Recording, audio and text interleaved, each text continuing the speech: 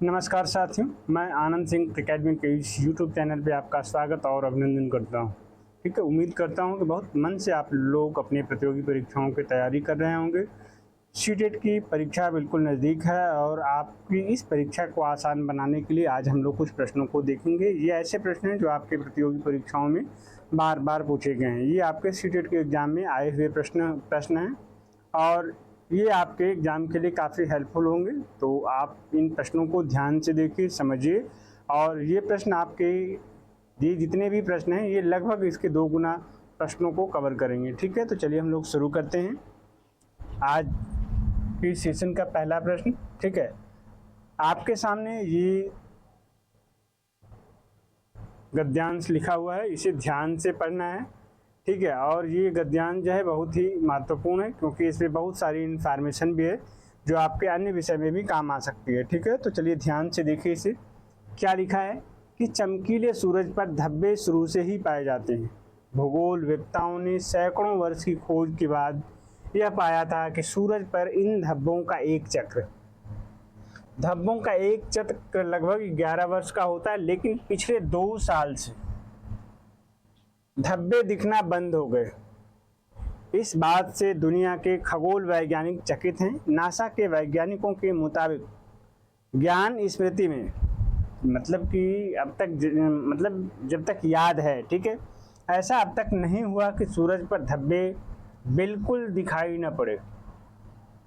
ये वे यदि इसे एक असाधारण घटना मान रहे हैं तो यह अनायास नहीं है।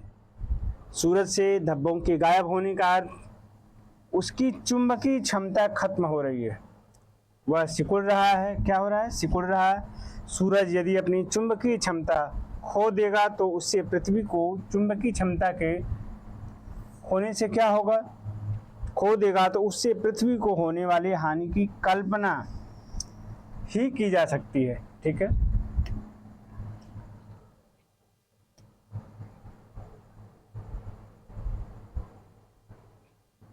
यहाँ पर लिखा है कुछ वैज्ञानिक जहाँ इस बात से भीषण सौर तूफान आने की चेतावनी दे रहे हैं, वहीं कुछ का मानना है कि इससे पृथ्वी का तापमान इतना गिर जाएगा कि जीवन असंभव हो जाएगा। प्रश्न यह है कि ऐसा क्यों हो रहा है। नासा के वैज्ञानिक, ठीक है, डेविड हेथवे और उनकी टीम ने अध्ययन के बाद पाया कि गैस के 2 बेल्ट सूर्य की परिक्रमा करते हैं। ठीक है, हाल के वर्षों में उनमें से एक की गति क्या हो गई है? गति तेज हो गई। इससे ग्लोबल वार्मिंग की बहस ने भी एक नया रूप लिया है। पर्यावरणविदों का एक बड़ा वर्ग अब तक सूर्य को ही ग्लोबल वार्मिंग की वजह बताता रहा है, लेकिन सूर्य का हाल देखकर लगता है कि वह खुद प्रकृति में आ रहे परिवर्तन का शिकार हो रहा है। यह भी संभव है कि सूरज के भीतर हो रहे परिवर्तन का पृथ्वी पर तत्काल कोई असर न दिखाई पड़े, लेकिन मौजूदा घटना ने वैज्ञानिकों को चिंतित तो कर ही दिया है। ठीक है, इसमें आपने देखा एक ऐसे पैसे जब भी आते हैं, आपने देखा होगा कि जो आपके पद्यांश हैं और गद्यांश ये दोनों मिलके लगभग 15 नंबर के आते हैं। ठीक है, तो आपको करना क्या है कि जो भी पद्यांश आपको दिए गए हैं, गद्यांश दिए गए हैं, उनको बहुत ध्यान से पढ़ना है और एक एक चीज़ों को समझना है। जो भी चीज़ें आपको आवश्यक लगती हैं आप उनको अंडरलाइन करिए।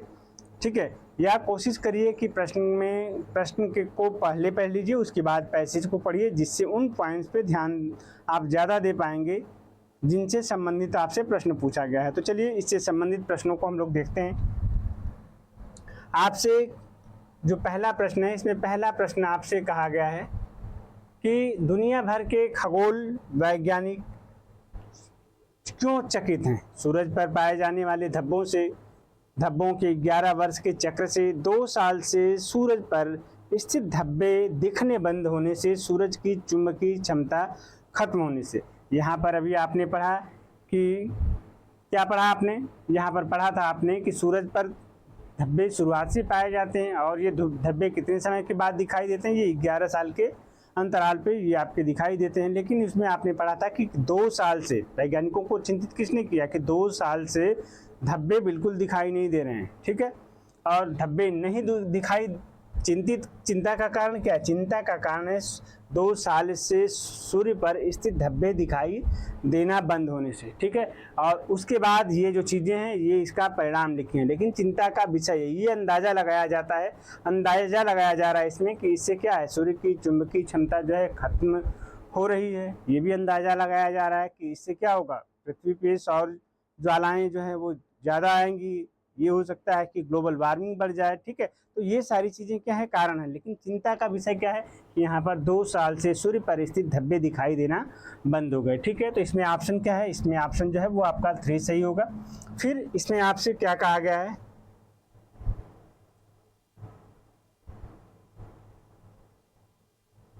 आपसे कहा गया है कि इस गद्यांश में लेखक ने किसका वर्णन किया है, सूर्य के चक्रों का, सूर्य में हो रहे परिवर्तन का,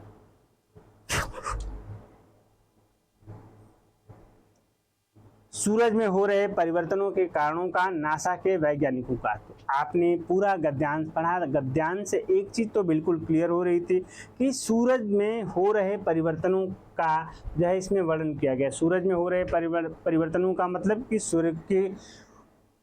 सूर्य पर जो धब्बे पाए जाते हैं उनमें हो रहे परिवर्तनों की बात यहाँ पर की जा रही है। तो यहाँ पर जो आपका ऑप्शन 2 है वो क्या होगा, यहाँ पर जो ऑप्शन 2 होगा ये आपका सही होगा। सूरज में हो रहे परिवर्तनों का इसमें वर्णन किया जा रहा है, ठीक है। अब इसके बाद जो थर्ड प्रश्न है आपका, ये कहा जा रहा है कि यदि सूरज अपनी चुंबकीय शक्ति खो देगा तो इसका क्या परिणाम होगा। अभी आपने पढ़ा कि इसे पहले ऑप्शन देख लेते हैं। होने वाले परिणाम की सिर्फ कल्पना की जा सकती है। पृथ्वी पर निश्चित रूप से भीषण सौर तूफान आएंगे, पृथ्वी का तापमान बढ़ जाएगा, पृथ्वी का तापमान स्थिर रहेगा, ठीक है। तापमान के स्थिर रहने की कोई बात नहीं की गई थी, पृथ्वी का तापमान बढ़ जाएगा, ग्लोबल वार्मिंग की बात की जा रही थी, लेकिन यहाँ पर सिर्फ और सिर्फ संभावना जताई जा रही थी। और यहाँ पर पृथ्वी पर निश्चित रूप से भीषण सौर तूफान आएंगे, ये बात कोई निश्चित नहीं थी। इसमें ये अंदाज़ा लगाया जा रहा था कि अगर धब्बे गायब हो जाएंगे तो उससे क्या होगा, सूर्य की जो चुंबकीय शक्ति है वो कमज़ोर पड़ जाएगी, जिसकी वजह से सौर ज्वालाओं का जो प्रभाव है वो बढ़ जाएगा, ठीक है। तो ये सिर्फ कल्पना की जा रही थी। तो इसमें हो क्या रहा था, होने वाले परिणाम की सिर्फ कल्पना की जा सकती है, यानी क्या होगा सिर्फ आप उसके बारे में अनुमान ही लगा सकते हैं, ठीक है। तो यहाँ पर ऑप्शन क्या होगा, होने वाले परिणाम की सिर्फ कल्पना की जा सकती है, ठीक है। इसमें कुछ भी हो सकता है, कुछ गारंटी नहीं कि क्या है। और जो दो तीन परिणाम दिए गए थे वो सिर्फ कल्पना मात्र ही थे, उनके अलावा भी कुछ हो सकता है। इसीलिए आपका ऑप्शन जो है, हाल के वर्षों में किसमें तेजी आई है, हाल के वर्षों में किसमें तेजी आई है, सूरज की गति में, धब्बों की गति में, सूर्य की परिक्रमा करने वाले बेल्ट में, सूरज की परिक्रमा करने वाले बेल्ट की गति में, ठीक है। इससे जब आपने गद्यांश पढ़ा था तो गद्यांश में देखा था आपने, उसमें कहा गया था कि सूर्य के चारों तरफ जो है 2 बेल्ट जो है वो चक्कर लगाते हैं, और उनमें से एक बेल्ट की गति क्या हो रही है, एक बेल्ट की गति जो है वो बढ़ गई है, ठीक है, उसमें आपकी तेजी आई है। तो इसमें क्या होगा, इसमें सूर्य की परिक्रमा करने वाले बेल्ट की गति में, तो बेल्ट कितने, 2 बेल्ट हैं, और उसमें से एक बेल्ट की गति में तेजी आई है। तो उसके अनुसार क्या होगा, इसका जो ऑप्शन 4 है वो आपका सही होगा, सूर्य की परिक्रमा करने वाले बेल्ट की गति में, ठीक है। अगला प्रश्न अगर हम ध्यान से देखें तो क्या है यहाँ पर आपसे कहा जा रहा है कि पृथ्वी पर जीवन असंभव क्यों हो जाएगा, सूरज के धब्बों के गायब होने से, सूरज की चुंबकीय क्षमता खत्म होने से, पृथ्वी का तापमान गिरने से, भीषण सौर तूफान आने से। तो आपने जब गद्यांश को पढ़ा था तो गद्यांश में आपको क्या कहा गया था, गद्यांश में आपसे कहा गया था कि पृथ्वी पर जीवन असंभव हो जाएगा, क्योंकि इन धब्बों के खत्म होने की वजह से पृथ्वी का तापमान इतना ज़्यादा गिर जाएगा कि पृथ्वी पर जीवन संभव नहीं हो पाएगा। तो उस गद्यांश के अनुसार अगर हम देखें तो यहाँ पर जो सही ऑप्शन होगा क्या होगा, ये होगा पृथ्वी का तापमान गिरने से। और कितना गिरने से, मतलब इतना ज़्यादा गिर जाएगा कि उस तापमान पर जीवन जो है वो संभव नहीं हो सकेगा। तो यहाँ पर जो सही ऑप्शन है वो ऑप्शन नंबर 3 है, ठीक है। नेक्स्ट प्रश्न देखें अगर हम, खगोल का तात्पर्य क्या है, ठीक है, खगोल का तात्पर्य क्या है।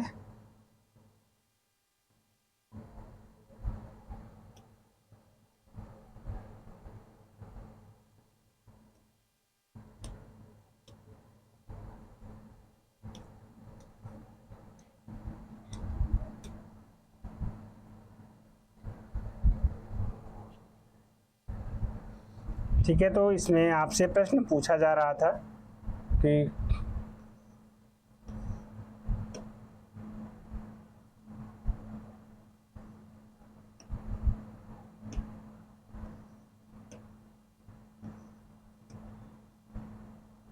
प्रश्न था आपका कि खगोल का तात्पर्य क्या है। ठीक है, खगोल आपको अच्छे से पता है, आपने जब भूगोल पढ़ा है तो खगोल के बारे में भी सुना होगा। भूगोल में पृथ्वी के बारे में अध्ययन करते हैं, और खगोल में किसके बारे में अध्ययन करते हैं?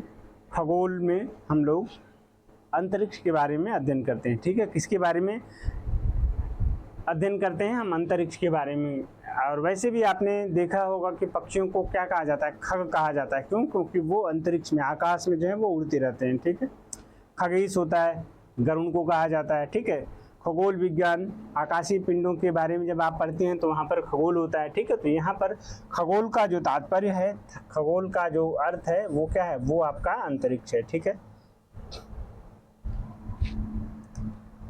नेक्स्ट अगर हम देखें तो आपसे प्रश्न किया जा रहा है अध्ययन का संधि विच्छेद क्या होगा? अध्ययन, ठीक है, तो अध्ययन का संधि विच्छेद क्या होता है? तो अध्ययन के संधि विच्छेद में आपको पता है कि अध्ययन का जो संधि विच्छेद होता है अधि प्लस अयन होता है, और यहाँ पर जो संधि होती है वो क्या होती है? वो कौन सी संधि होती है? यहाँ पे अधि प्लस अयन जो है ये आपका अध्ययन का संधि विच्छेद है। कई बार आपसे पूछा जाता है कि अध्ययन में कौन सा उपसर्ग प्रयोग में आया है। तो अगर आपसे अध्ययन में उपसर्ग की बात की जाएगी तो यहाँ पर जो अधि है वो आपका उपसर्ग होगा। ठीक है, तो अध्ययन का संधि विच्छेद क्या होगा? अधि प्लस अयन जो है ये आपके अध्ययन का संधि विच्छेद होगा। ठीक है,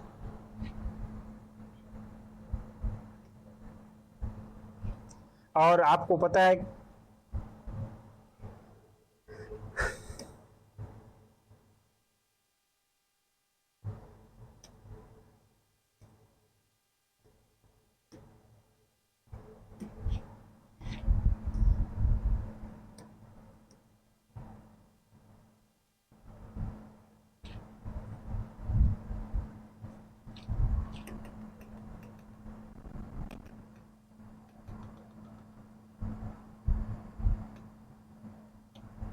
ठीक है, नेक्स्ट प्रश्न आपका है सूरज पर धब्बे बिल्कुल न दिखाई पड़े, वाक्य में रेखांकित शब्द में कौन सा कारक है? ठीक है, आपको क्या बताना है? आपको ये बताना है कि सूरज पर धब्बे बिल्कुल दिखाई न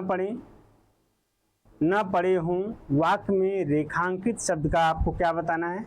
बताना है कि इसमें कौन सा कारक होगा। तो यहाँ पर कारक कौन सा होगा? यहाँ पर जो कारक होगा वो आपका अधिकरण कारक होगा। ठीक है, नेक्स्ट प्रश्न हम लोग देखते हैं।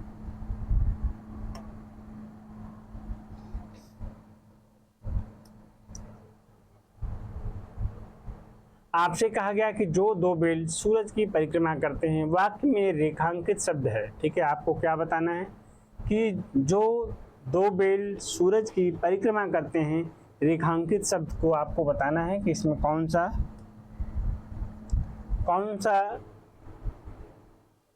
क्या है? जो दो बेल सूरज की परिक्रमा करते हैं, वाक्य में रेखांकित शब्द है। तो आपको इसमें से ये बताना है कि इसमें से कौन सा सर्वनाम होगा। ठीक है, तो इसमें देखिए और बताइए कि इसमें कौन सा सर्वनाम होगा। तो इसमें जो सर्वनाम है वो कौन सा होगा? यहाँ पर संबंधवाचक सर्वनाम होता है। ठीक है, नेक्स्ट प्रश्न अगर हम लोग देखें,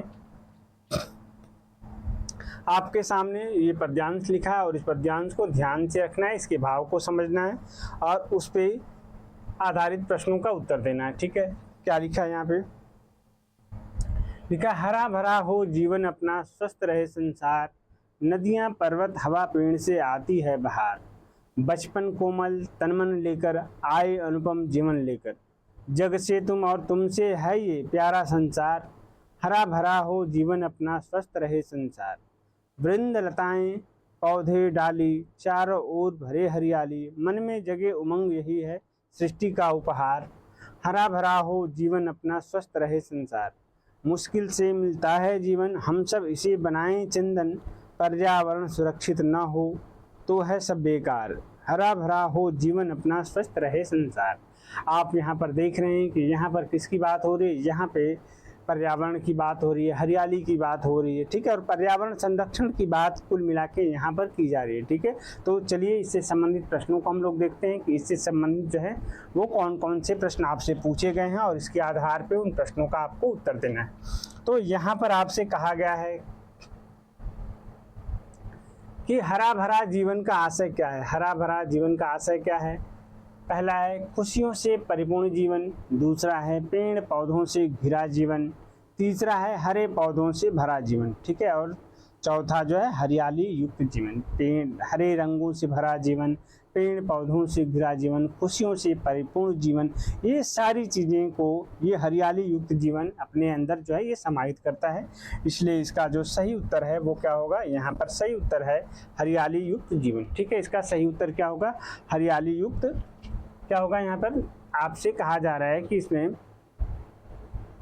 कहा गया है कि हरा भरा जीवन का आशय है खुशियों से परिपूर्ण संसार, खुशियों से परिपूर्ण जीवन, पेड़ पौधों से घिरा जीवन, हरे भरे रंगों से भरा जीवन, हरियाली युक्त जीवन। तो हरियाली युक्त जीवन ना होके यहाँ पे क्या है, ये सारी चीज़ें किसमें शामिल होंगी? ये खुशियों से जब आपका परिपूर्ण जीवन होगा, और हम देख रहे हैं कि खुशियों से परिपूर्ण जीवन होने के लिए इन सारी चीज़ों के बताया गया था कि ये अगर सारी चीज़ें हैं तो ये आपका जो जीवन है वो खुशियों से परिपूर्ण होगा।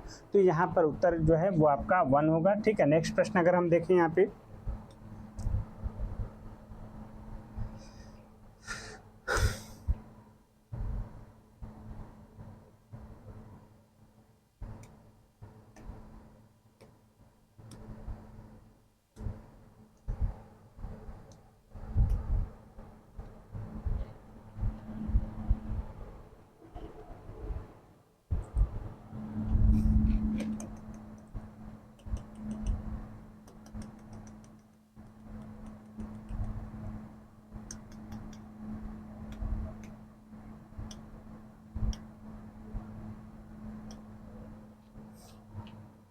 आपसे कहा गया है कि पर्यावरण, ठीक है, पर्यावरण में आपको बताना है कि कौन सा उपसर्ग है। तो अगर हम पर्यावरण के संधि विच्छेद को देखें तो पर्यावरण क्या होता है? पर्यावरण अगर हम लिखें यहाँ पे तो पर्यावरण क्या होता है? पर्यावरण जो है इसका संधि विच्छेद होता है परि प्लस आवरण, ठीक है, ऐसा आवरण जो हमारे चारों तरफ हमको घेरे हुआ है, ठीक है, तो हम उसे पर्यावरण कहते हैं। तो यहाँ पर हम देख रहे हैं कि पर्यावरण का संधि विच्छेद हो रहा है परि प्लस आवरण, यानी कि ये किससे बना हुआ है?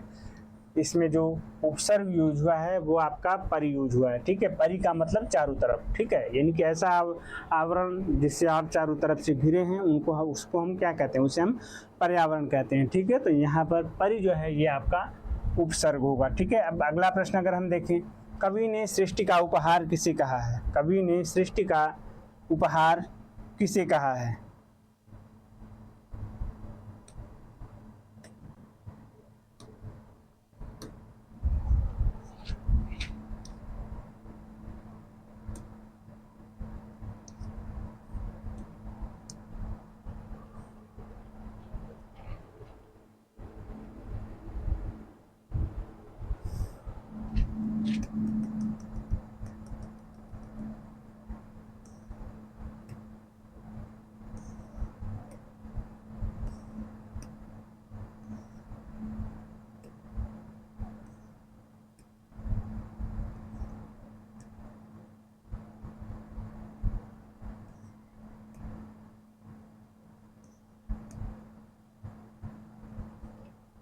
जो नेक्स्ट प्रश्न है इसमें आपसे कहा गया है कि कवि ने सृष्टि का उपहार किसे कहा? तो पौधों व डालियां, वृंद लताएं, हरा भरा जीवन, प्राकृतिक सुंदरता और उससे उत्पन्न होने वाली खुशी को यहाँ पर सृष्टि का उपहार कहा गया है, क्योंकि ये सारी चीज़ें जो हैं ये इनसे भी आपका प्रकृति जो है वो आपका क्या होता है? सुंदर होता है। तो यहाँ सारी चीज़ें को एक ही ऑप्शन यहाँ पर समाहित किया हुआ है, प्राकृतिक सुंदरता और उससे उत्पन्न होने वाली खुशी। तो इसका सही ऑप्शन क्या होगा? इसका सही ऑप्शन होगा ऑप्शन नंबर 4, ठीक है। तो नेक्स्ट देखते हैं हम लोग, कवि यह संदेश देना चाहता है। संदेश क्या देना चाहता है?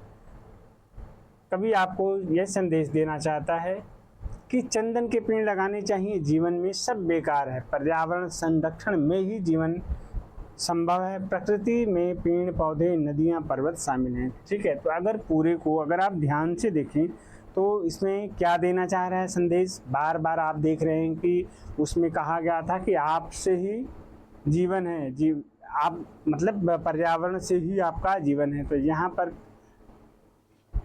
जो कवि आपको बताना चाह रहा है वो क्या कहना चाह रहा है? वो कह रहा है कि पर्यावरण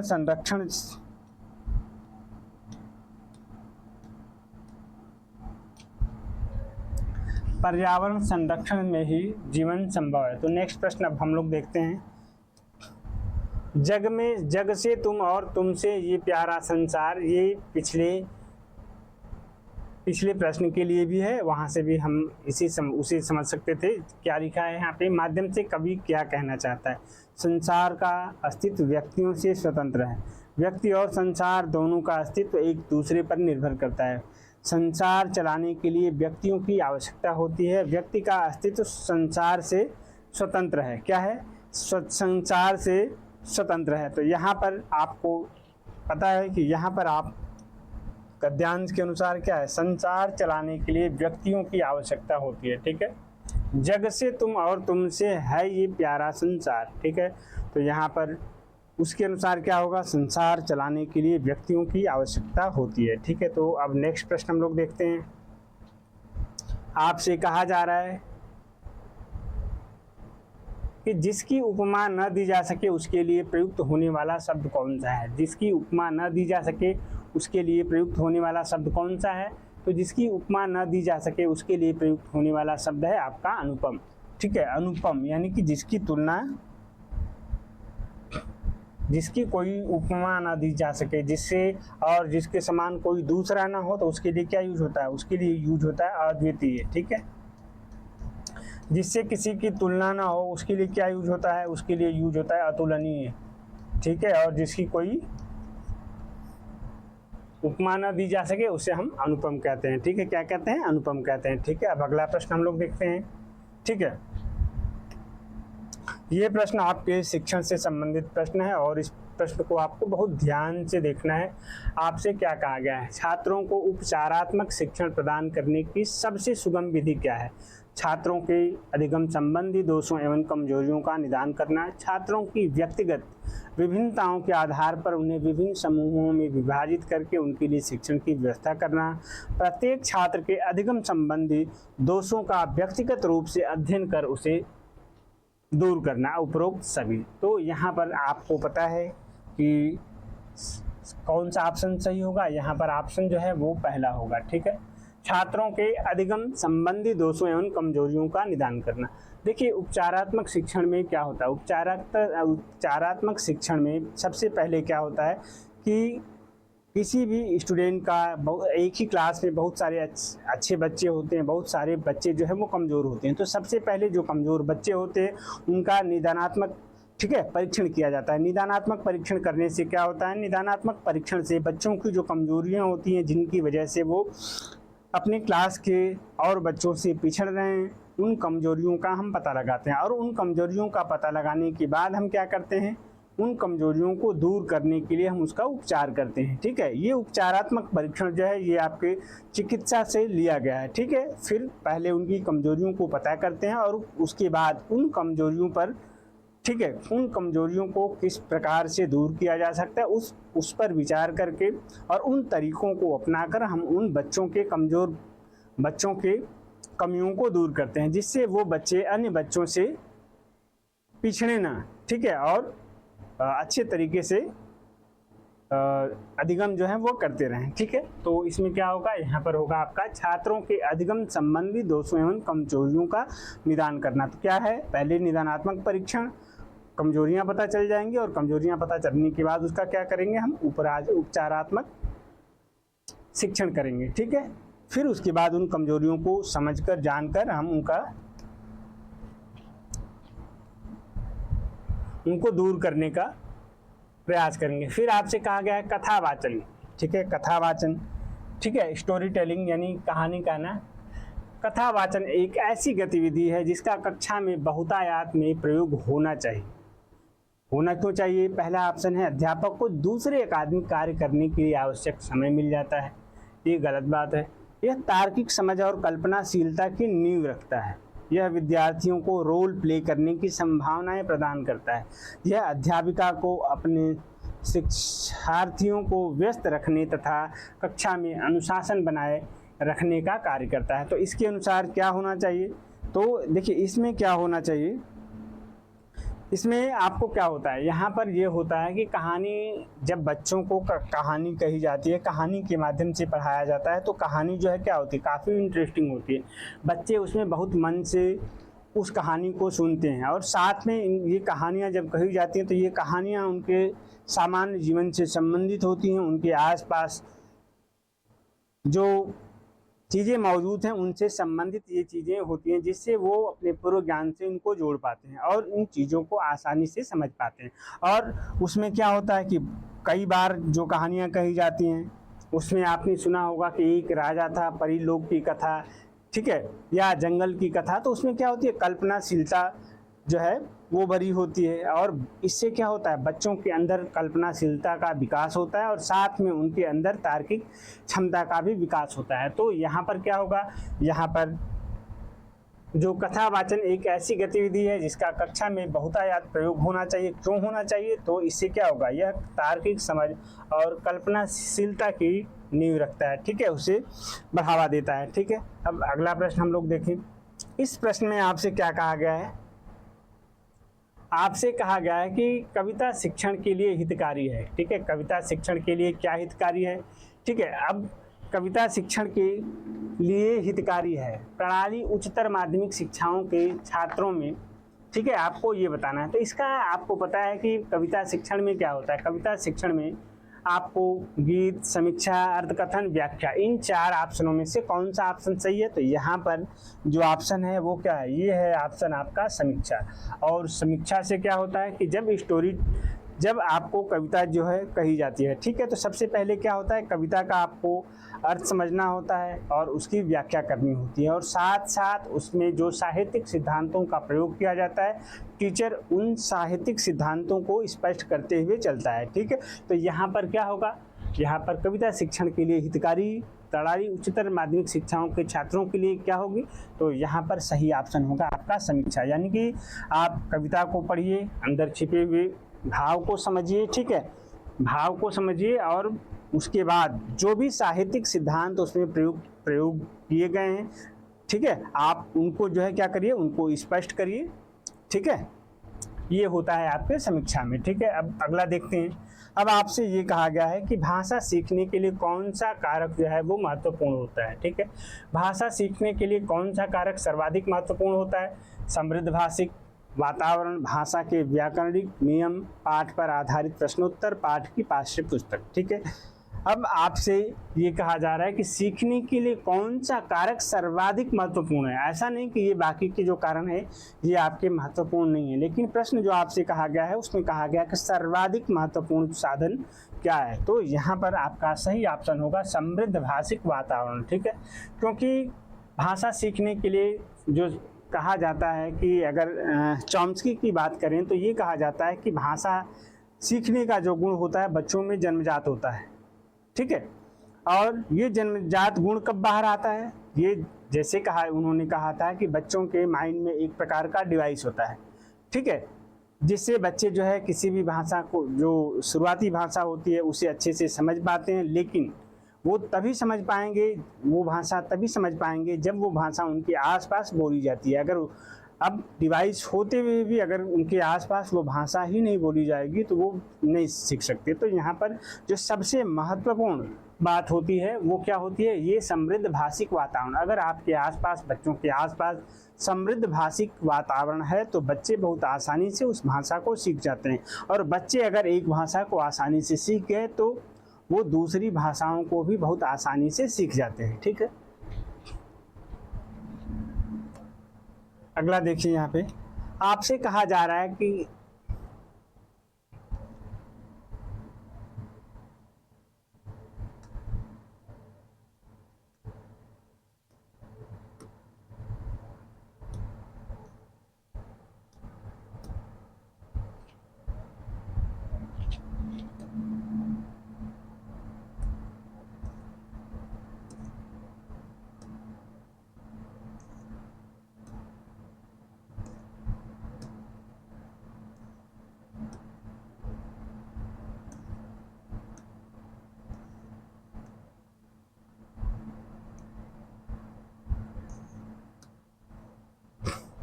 आपका जो प्रश्न है, ठीक है, इस प्रश्न में क्या लिखा है, आपसे कहा गया है कि दृष्टिबाधित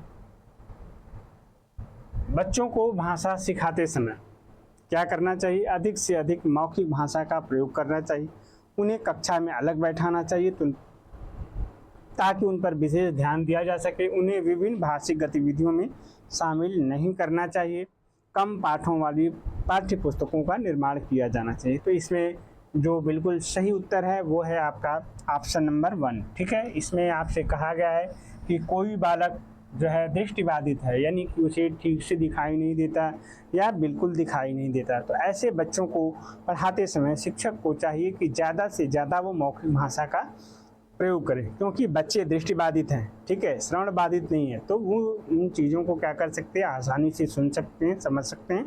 तो टीचर को चाहिए कि अगर बच्चा दृष्टिबाधित है तो क्या करना चाहिए, वहाँ पर ज़्यादा से ज़्यादा मौखिक भाषा का प्रयोग करना चाहिए, जिससे दृष्टिबाधित बच्चों को अधिकतम लाभ मिल सके। ठीक है,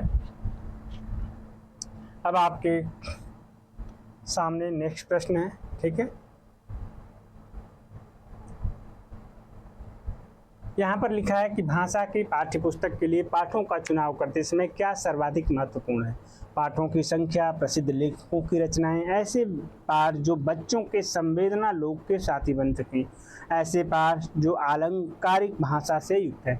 देखिए, यहाँ पर जब बच्चों के पाठ्यपुस्तक की बात की जा रही है और यहाँ पर जो बच्चों का ये पढ़ने का लेवल है वो काफ़ी छोटा है। ठीक है, तो यहाँ पर जो पाठ्य का सिलेक्शन होगा वो ऐसा होना चाहिए जिससे क्या करें, बच्चों के संवेदना लोक के साथी बन सकें, यानी कि ऐसा पाठ होना चाहिए बच्चे जिसे महसूस कर सकें, जुड़ सके, ठीक है, और वो उनके संवेदना लोक का क्या हो सके, साथी हो सके। ठीक है, अगर पाठों की संख्या ज़्यादा होगी तो ये भी पाठ्यपुस्तक या बच्चों के लिए ठीक नहीं। प्रसिद्ध लेखकों की रचनाएं हो सकती हैं, लेकिन रचनाएं भी ऐसी होनी चाहिए कि जो बालकों का मानसिक स्तर है वो पाठ है वो भी उसी स्तर का होना चाहिए और वो इंटरेस्टिंग होना चाहिए, क्योंकि सीखने के लिए सबसे बड़ी बात होती है इंटरेस्ट, रुचि। अगर रुचि नहीं है तो बच्चे उसे सीख नहीं पाएंगे। तो क्या होना चाहिए कि वो पाठ भी आपका कैसा होना चाहिए, वो रुचिकर होना चाहिए। ठीक है,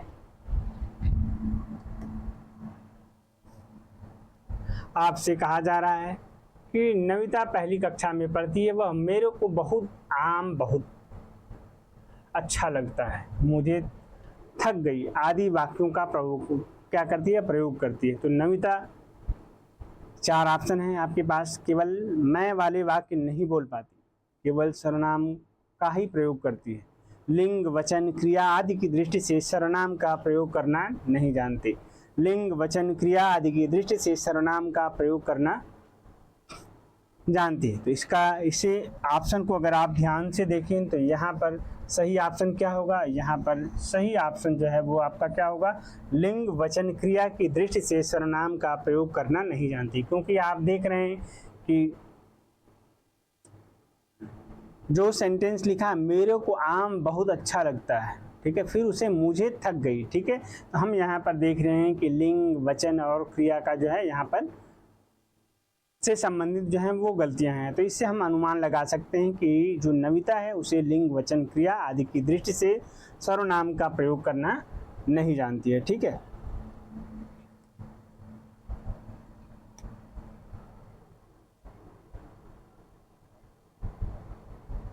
कक्षा में अध्यापक कक्षा शिक्षण के उपरांत पठित सामग्री को आधार बनाकर छात्रों से प्रश्न पूछता है। छात्रों से प्रश्न से इस तथ्य का मूल्यांकन हो जाता है कि छात्रों को बर्तनों का ज्ञान है या नहीं, छात्रों के लेखन कौशल का मूल्यांकन करना, छात्रों से सुनकर विषय वस्तु को ग्रहण किया है या नहीं, और उपरोक्त में से कोई नहीं। ठीक है, आपसे क्या कहा गया है, आपसे कहा गया था कि कक्षा शिक्षण के उपरांत, यानी कि पढ़ाने के बाद शिक्षक क्या करता है, जो उसने पढ़ाया उसी में से क्या करता है, छात्रों से प्रश्न पूछता है। तो उससे क्या पता चलेगा कि छात्रों को बर्तनों का ज्ञान है कि नहीं, ये बात आपका गलत है। छात्रों के लेखन कौशल का मूल्यांकन करना है। यहाँ पर छात्रों से मौखिक रूप से प्रश्न पूछे जा रहे हैं। ठीक है, तो प्रश्न पूछे जा रहे हैं तो यहाँ पे लेखन कौशल के मूल्यांकन से भी ये आपका संबंधित नहीं है। छात्रों से सुनकर विषय वस्तु को ग्रहण किया है या नहीं।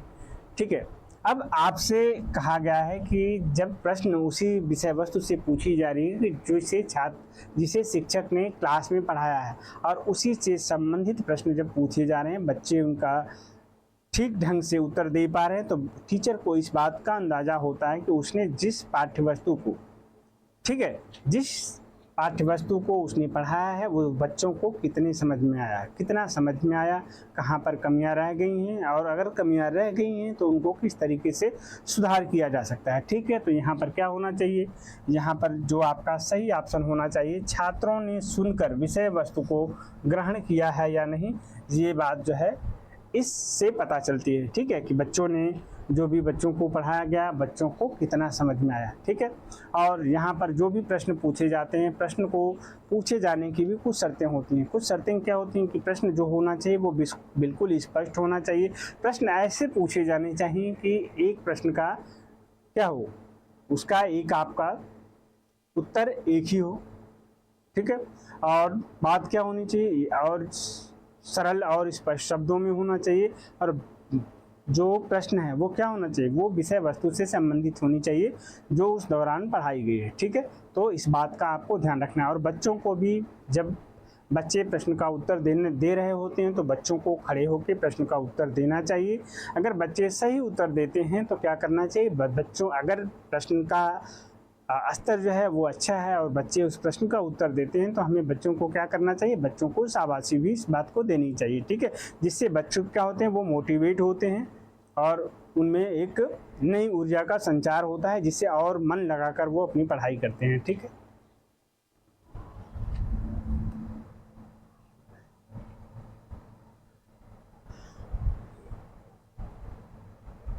आपसे कहा गया है कि भाषा शिक्षण के संदर्भ में निम्नलिखित में से कौन सी पाठ्य पुस्तकों की उपयोगिता है। पहला, पाठ्य पुस्तकें शिक्षक का मार्गदर्शन करती हैं। पाठ्य पुस्तकें ज्ञान प्राप्ति का सशक्त साधन हैं। पुस्तकों के सहारे व्यक्ति बिना गुरु के भी अपना ज्ञानार्जन कर सकता है। ठीक है, पुस्तकें मौलिक चिंतन की सशक्त पृष्ठभूमि तैयार करती हैं। क्या है, यहाँ पर ये कहा जा रहा है कि जो पुस्तकें हैं वो क्या करती हैं, वो मौलिक चिंतन की सशक्त पृष्ठभूमि तैयार करती हैं। तो ये आप ये कह सकते हैं कि इनमें सारी चीज़ें जो हैं वो बिल्कुल ठीक हैं। मतलब कि पास्ट शिक्षक, कोई भी शिक्षक जाता है तो शिक्षक क्या करता है, किसी क्लास में पढ़ाने से पहले वो उसकी प्लानिंग करता है, और प्लानिंग में जहाँ से वो मटेरियल को, जहाँ से जो विषय वस्तु है, ठीक है, उसे कहाँ से ग्रहण करता है, वो भी पुस्तकों के माध्यम से ग्रहण करता है। तो आप ये कह सकते हैं कि पुस्तकें शिक्षक का मार्गदर्शन करती हैं, ज्ञान प्राप्ति का सशक्त साधन है, और ये भी है कि पुस्तकों के सहारे व्यक्ति बिना गुरु के भी अपना ज्ञानार्जन कर सकता है। ठीक है, और ये मौलिक चिंतन की सशक्त पृष्ठभूमि भी तैयार करती है। ठीक है, इन पुस्तकों के पढ़ने के बाद जो आदमी, जो छात्र होता है, उसका जो मौलिक चिंतन है वो क्या होता है, वो आपका इम्प्रूव हो जाता है। ठीक है, अब आपसे कहा गया है कि भाषा का अस्तित्व एवं विकास समाज से बाहर नहीं हो सकता। यह किसका है, यह किसका कथन है। आपसे कहा गया है कि भाषा का अस्तित्व एवं विकास, भाषा का अस्तित्व एवं विकास जो है समाज के बाहर नहीं हो सकता। यह क्या है, ये कथन है ऑरोविंद का। किसका है, ये कथन जो है वो आपके ऑरोविंद का है।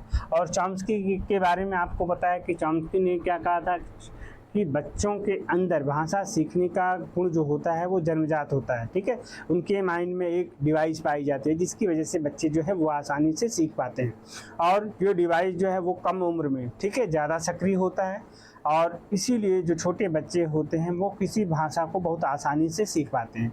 और ये डिवाइस जो है ये तभी काम करता है जब उसके आसपास उस तरीके का उस प्रकार का वातावरण है। अगर आसपास का वातावरण उस भाषा का नहीं है तो वो बालक जो है वो उस भाषा को नहीं सीख सकता। ठीक है, वो वही भाषा सीख सकता है जो भाषा उसके आसपास बोली जाती है। ठीक है,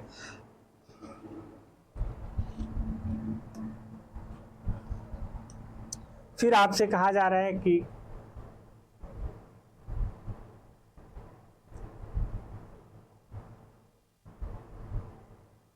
बच्चे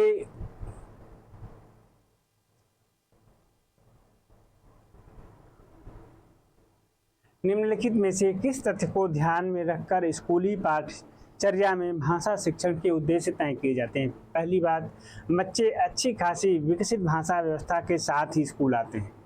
बच्चे का भाषा ज्ञान प्रारंभ में शून्य होता है। बच्चे में भाषा संबंधित कौशलों का पूर्णतः अभाव होता है। ठीक है, उसके बाद आपसे क्या कहा गया है?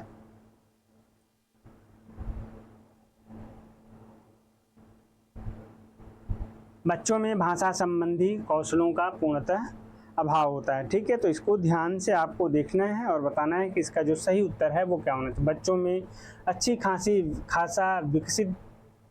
बच्चे अच्छी खासी विकसित भाषिक व्यवस्था के साथ आते हैं। ठीक है, बच्चे का ज्ञान प्रारंभ में, भाषा ज्ञान जो है वो प्रारंभ में शून्य होता है। बच्चे में भाषा संबंधी कौशलों का पूर्णतः अभाव होता है। तो यहाँ पर क्या होना चाहिए? यहाँ पर जो ऑप्शन है वो आपका ऑप्शन 4 जो है यहाँ पर सही है। ठीक है, निम्नलिखित में से किस तथ्य को ध्यान में रखकर स्कूली पाठ्यचर्या में भाषा शिक्षण के उद्देश्य तय किए जाते हैं? ठीक है, तो उद्देश्य तय करने में इन सारी चीज़ों का ध्यान रखा जाता है। ठीक है, और इसी के आधार पे जो स्कूली पाठ्यचर्या होती है उसको तैयार किया जाता है। ठीक है, तो नेक्स्ट प्रश्न हम लोग देखते हैं।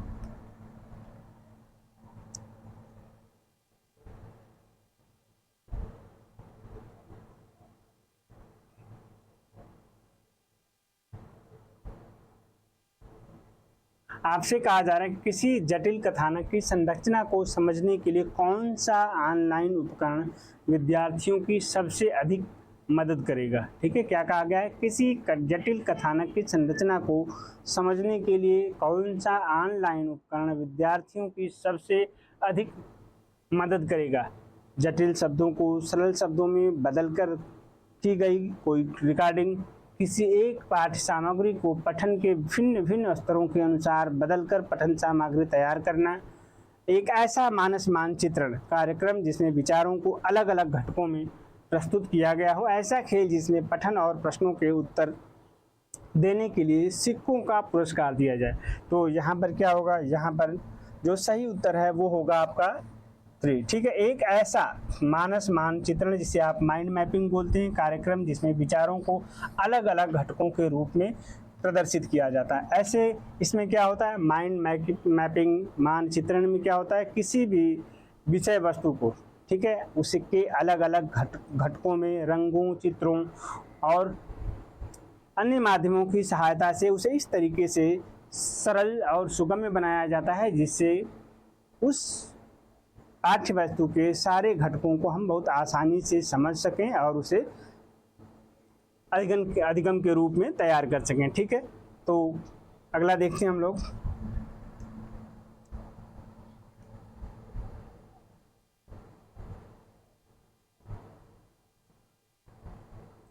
आपसे कहा गया है काल के भेदों को सीखने पर आधारित पाठ का आकलन करने के लिए निम्नलिखित में से कौन सा सर्वाधिक उपयुक्त आकलन प्रश्न है? ठीक है, आकलन प्रश्न है। ठीक है, अगर आपसे ये कहा जा रहा है कि अगर काल के भेद को सीखने पर आधारित पाठ का आकलन करने के लिए निम्नलिखित में से कौन सा सर्वाधिक उपयुक्त आकलन प्रश्न है? पहला है क्रिया क्या होती है, कुछ उदाहरण दीजिए। यहाँ पे आपसे पूछा जा रहा है काल के बारे में और प्रश्न किया जा रहा है क्रिया के बारे में, तो ये नहीं होगा। दी गई नियमावली का प्रयोग करते हुए कार्य पत्रक पर कार्य कीजिए और सही काल भेद लिखिए, ये भी ऑप्शन आपका ठीक नहीं है। ठीक है, पाठ्य पुस्तक लीजिए और भूतकाल एवं भविष्य काल की परिभाषाओं को रेखांकित करिए, ये भी जो है वो ठीक नहीं होगा आकलन के लिए। सामान्य वर्तमान काल के रिक्त स्थान की पूर्ति कीजिए। जैसे आपने देखा है कि छोटे बच्चों की जो व्याकरण की किताबें होती हैं वहाँ पर इस तरीके के प्रश्न लिखे होते हैं। जैसे आपसे कहा गया कि वह कल बहुत तेज, ठीक है, भाग। अब उसके अनुसार आपको जिस काल के बारे में आपको पूछना है, जैसे सामान्य वर्तमान काल के रिक्त स्थान की पूर्ति करना है, तो बच्चा जो है उस क्रिया को क्या करेगा, वो समझने की कोशिश करेगा कि यहाँ पर अगर ये वर्तमान काल की बात हो रही है, भूतकाल की बात हो रही है, भविष्य काल की बात हो रही है, तो उसी के अनुसार जो है यहाँ पर इस क्रिया का जो है वो प्रयोग करेगा, क्रिया के रूपों का प्रयोग करेगा। तो ये ऑप्शन जो है वो बिल्कुल सही होगा। तो यहाँ पर क्या होगा, यहाँ पर सामान्य वर्तमान काल के रिक्त स्थानों की पूर्ति कीजिए। ठीक है, ये जो है ऑप्शन वो बिल्कुल आपका सही होगा। ठीक है, नेक्स्ट प्रश्न अगर हम लोग देखें,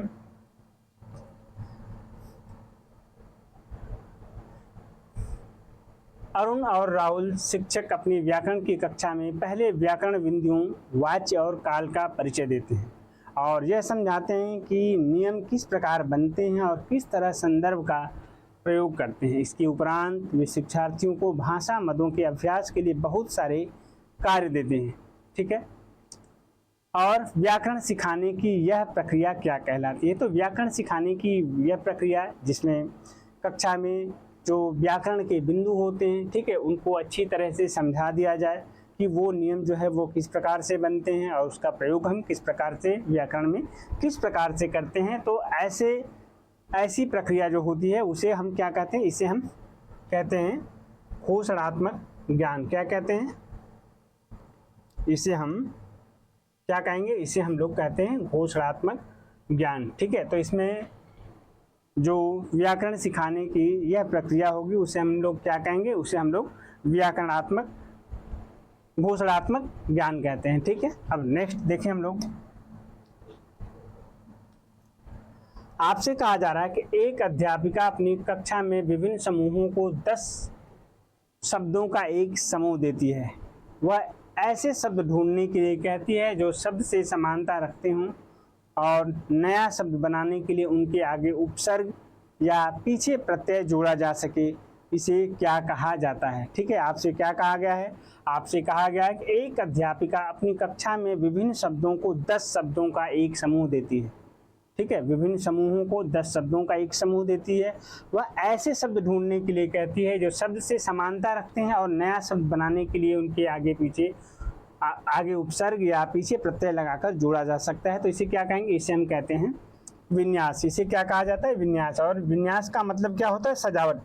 ठीक है, सजावट जो है ये होता है। या आप अगर व्याकरण की भाषा में देखें तो यहाँ पर क्या होगा? जिससे और शब्दों का निर्माण किया जा सके, यानी कि उपसर्ग के प्रयोग से हम कुछ अन्य शब्दों का निर्माण कर सके, प्रत्यय का प्रयोग करके हम अन्य शब्दों का निर्माण कर सकें। जैसे कि आपको पता है कि जो उपसर्ग होता है वो किसी क्या होता है? उपसर्ग जो है वो किसी शब्द के क्या लगता है?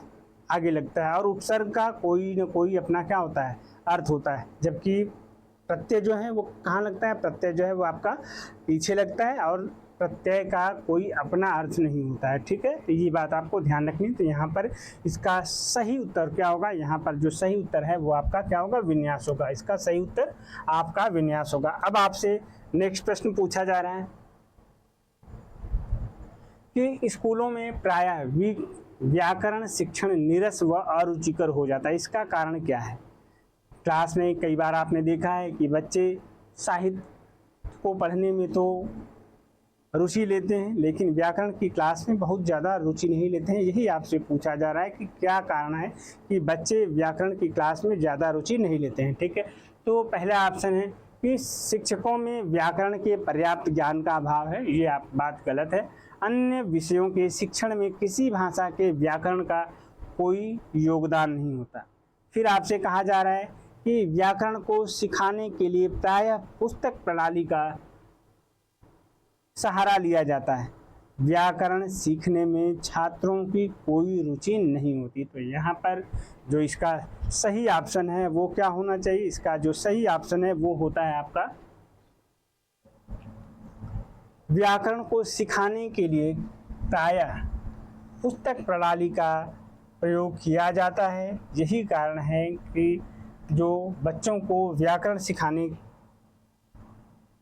की जो क्लास होती है उसमें बच्चे जो हैं वो ज़्यादा रुचि नहीं लेते हैं। ठीक है, और ये क्या होता है? उनके लिए वो अरुचिकर व नीरस हो जाता है। ठीक है, अब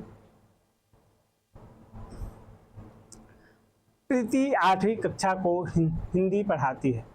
प्रीति 8वीं कक्षा को हिंदी पढ़ाती है। इस स्तर पर उसे किसके लिए प्रयास करना चाहिए? किसके लिए प्रयास करना चाहिए? यहाँ पर आप देख रहे हैं कि प्रीति जो है वो 8वीं कक्षा को पढ़ाती है और उस स्तर पे बच्चों को पढ़ाने के लिए क्या प्रयास करना चाहिए? तो यहाँ पर पहला है अलंकार समझाना, छंद समझाना, रस समझाना और साहित्यिक विधाओं का परिचय। तो 8वीं के स्तर पर बच्चों को अगर हिंदी पढ़ाया जा रहा है तो वहाँ पर बच्चों को जो साहित्य की अलग अलग विधाएं हैं, ठीक है, उन विधाओं के बारे में बच्चों को परिचय देना चाहिए या उन विधाओं से बच्चों को क्या करना चाहिए, उन विधाओं से बच्चों को क्या करना चाहिए, उन विधाओं से बच्चों को परिचित करना चाहिए। ठीक है, तो इसका सही उत्तर क्या होगा, इसका सही उत्तर जो है यहाँ पर आपका होगा साहित्यिक विधाओं का परिचय। ठीक है, क्या होगा, साहित्यिक विधाओं का परिचय। ठीक है, अब नेक्स्ट प्रश्न है आपके सामने, आपसे कहा जा रहा है कि निम्नलिखित में से कौन सा मौखिक भाव प्रकाशन शिक्षण का उद्देश्य है। कौन सा मौखिक भाव प्रकाशन शिक्षण का उद्देश्य है। छात्रों को क्या होना चाहिए, छात्रों को सरल एवं मुहावरेदार भाषा का प्रयोग करना चाहिए। छात्रों में स्वाभाविक ढंग से परस्पर वार्तालाप करने की आदत विकसित करनी चाहिए।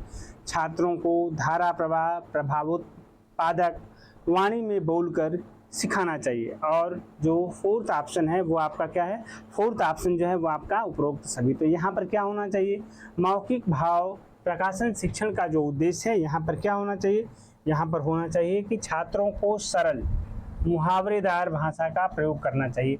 आपको पता है कि मुहावरे क्या होते हैं, बड़ी बड़ी बात को बहुत कम शब्दों में और बहुत रुचिकर ढंग से ये प्रस्तुत करने में प्रयोग की जाती हैं। तो यहाँ पर क्या होना चाहिए, यहाँ पर छात्रों को सरल एवं मुहावरेदार भाषा का प्रयोग करना सिखाना जो है यहाँ पर होना चाहिए। ठीक है, नेक्स्ट प्रश्न हम लोग देखते हैं।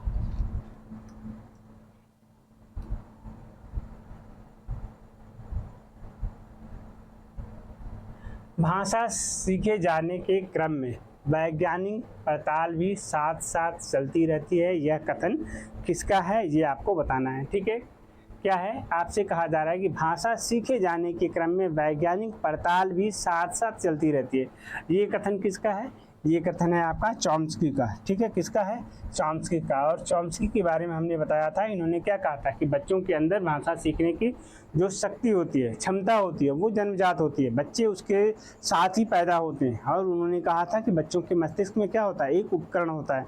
ठीक है, और वो उपकरण कम एज में क्या होता है, कम उम्र में ज़्यादा सक्रिय होता है। ठीक है, जिससे कम उम्र के बच्चे जो है, मतलब आप ये कह सकते हैं कि 6 साल से जो बच्चे 6 साल तक के जो बच्चे होते हैं, ऐसा नहीं कि उसके बाद ये डिवाइस काम करना बंद कर देता है, लेकिन इसकी जो क्षमता होती है वो धीरे धीरे उम्र के साथ साथ जो है वो कम होने लगती है। ठीक है, तो छोटे बच्चे जो है वो किसी भाषा को बहुत आसानी से सीख पाते हैं, लेकिन उस भाषा को सीखने की सबसे बड़ी ज़रूरत होती है कि वो भाषा उनके आसपास वातावरण में बोली जानी चाहिए। ठीक है, तो चॉम्स्की हो गए यहाँ पर। अब आपसे कहा जा रहा है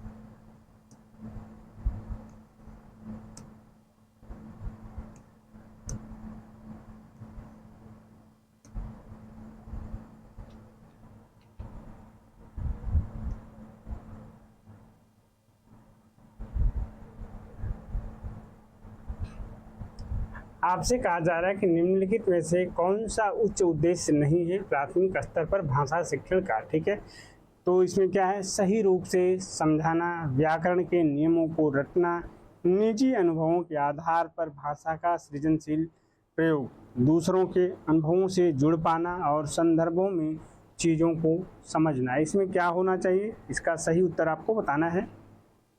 तो आपसे क्या कहा जा रहा है कि निम्नलिखित में से कौन सा उच्च उद्देश्य नहीं है। तो उच्च उद्देश्य में क्या नहीं है यहाँ पे, तो सही रूप से समझना, ये उच्च उद्देश्य में नहीं है। व्याकरण के नियमों को रटना, ये भी आपके क्या है, उच्च उद्देश्य में नहीं है।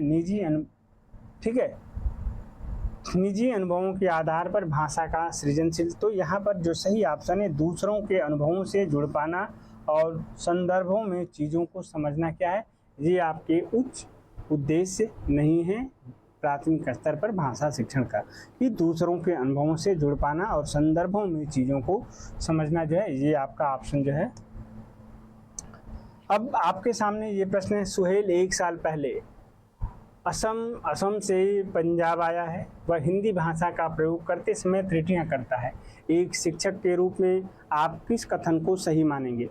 आप देख रहे हैं कि यहाँ पर अगर हम बात करें किसी बड़े शहरों की बात करते हैं तो वहाँ पर बड़े शहरों में जो बच्चे पढ़ते हैं, वह बड़े शहरों के स्कूलों में पढ़ने वाले बच्चे वो अलग अलग जगहों से आए हुए होते हैं। तो वहाँ की जो क्लास होती है वो बहुभाषी क्लास होती है। ठीक है, बहुत सारे ऐसे बच्चे हो सकते हैं कि जहाँ पर जो स्कूल की भाषा है, ठीक है, उनकी भाषा जो है, जो मातृभाषा है, आसपास की भाषा है, वो बिल्कुल अलग हो। ठीक है, तो वहाँ पर क्लास कैसी होती है? वहाँ पर जो क्लास होती है वो बहुभाषी क्लास जो है वो बहुभाषा वाली क्लास होती है। ठीक है, तो यहाँ पर भी आप देख रहे हैं कि क्या है, एक साल असम से पंजाब आया है तो यहाँ पर इसकी जो क्षेत्रीय भाषा होगी, मातृभाषा होगी, वो अलग होगी।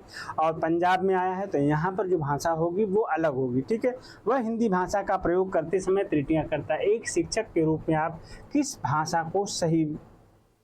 कथन को सही मानेंगे? उसे रोज 1 घंटा हिंदी भाषा के शब्द बोलने का अभ्यास कराना चाहिए। सुहेल को भाषा प्रयोग के अधिकाधिक अवसर व प्रोत्साहन देना चाहिए। ठीक है, तो इसका जो सही उत्तर है वो आपका क्या होना चाहिए कि सुहेल को भाषा प्रयोग के अधिकाधिक अवसर व प्रोत्साहन देना चाहिए। ठीक है, और लिखा है सुहेल को बार बार उसकी त्रुटियों के बारे में बताना चाहिए। ये ऑप्शन सही नहीं होगा। सुहेल की मातृभाषा का प्रभाव लक्ष्य भाषा पर नहीं पड़ने देना चाहिए, ये भी गलत है। देखिए होता क्या है कि जब कोई भी बच्चा है, ठीक है, जिस पृष्ठभूमि से आता है वहाँ पर जो उसके घर में आसपास में जो भाषा बोली जाती है, जैसे मान लीजिए कोई आदिवासी लड़का है जहाँ पर वो रहता है, वहाँ पर उसकी अलग भाषा है।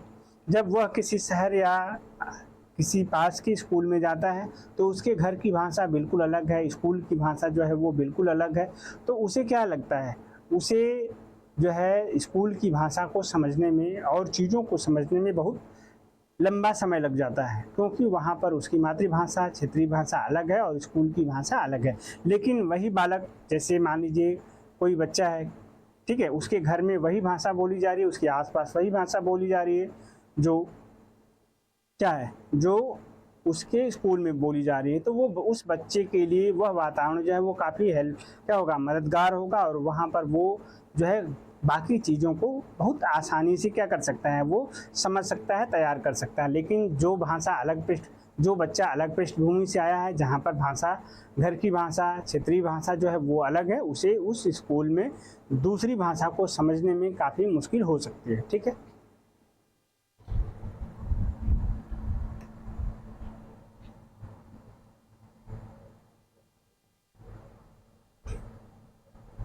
भाषा के सतत और व्यापक मूल्यांकन का उद्देश्य क्या है? बच्चों को सीखने की प्रक्रिया को समझकर उपयुक्त शिक्षण अधिगम प्रक्रिया अपनाना, अगली कक्षा में प्रोन्नत करने हेतु साक्ष्य जुटाना, बच्चों की त्रुटियों की पहचान करना और मूल्यांकन की परंपरा का क्या करना, निर्वाह करना। ठीक है, तो यहाँ पर क्या होगा, आपको पता है कि सतत और व्यापक मूल्यांकन से क्या होगा, जिससे बच्चा पढ़ रहा है। मूल्यांकन क्या है? मूल्यांकन अगर आप पढ़ा रहे हैं, पढ़ाने के दौरान जो आपने पढ़ाया, बच्चा उस बात को किस हद तक समझ पाता है, कहाँ तक समझ पाता है, उसकी क्या समस्याएं हैं, ये कैसे पता चलेंगे, ये पता चलती है मूल्यांकन से। तो समय समय पे पढ़ाने के दौरान बच्चों का मूल्यांकन बहुत ज़रूरी होता है, जिससे दोनों की कमियों का पता चल जाता है। शिक्षण विधि में, पढ़ाने के तरीके में कोई कमी है तो उसमें जो सुधार की आवश्यकता होती है उसके बारे में मूल्यांकन से ही पता चलता है। और बच्चों को कितना समझ में आया, ये बात मूल्यांकन से ही पता चलती है। तो यहाँ पर क्या होना चाहिए, इसका जो सही ऑप्शन होना चाहिए वो क्या होना चाहिए, बच्चों को सीखने की प्रक्रिया को समझकर उपयुक्त शिक्षण अधिगम प्रक्रिया अपनाना। ठीक है, बच्चे किस प्रकार से सीख रहे हैं, कितनी तेज़ी से सीख रहे हैं, कहाँ पर उनकी कमियाँ रह गई हैं, तो और अगर कमियां रह गई हैं तो कौन सा शिक्षण विधि जो है वो ज़्यादा प्रभावशाली होगा, जिससे बच्चों में अधिकतम अधिगम हो सके। ठीक है, तो ये आपको जानने के लिए किसकी ज़रूरत पड़ेगी, सतत और व्यापक मूल्यांकन की ज़रूरत पड़ती है। तो यहाँ पर क्या होगा, बच्चों को सीखने की प्रक्रिया को समझकर उपयुक्त शिक्षण अधिगम प्रक्रिया अपनाना जो है, ये इसका सही उत्तर होगा। ठीक है, नेक्स्ट प्रश्न अगर हम लोग देखें,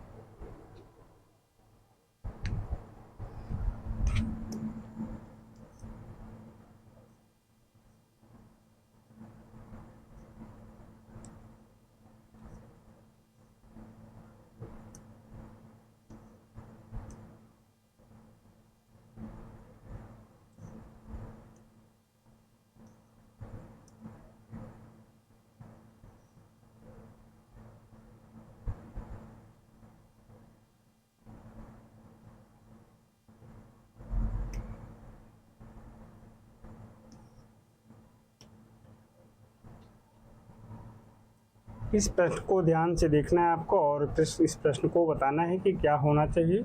यहाँ पर हम देख रहे हैं कि कहा जा रहा है बच्चों को बाल साहित्य उपलब्ध कराने के क्या लाभ हैं। बच्चों को बाल साहित्य उपलब्ध कराने का क्या लाभ है, तो श्रवण कौशल का विकास हो रहा है।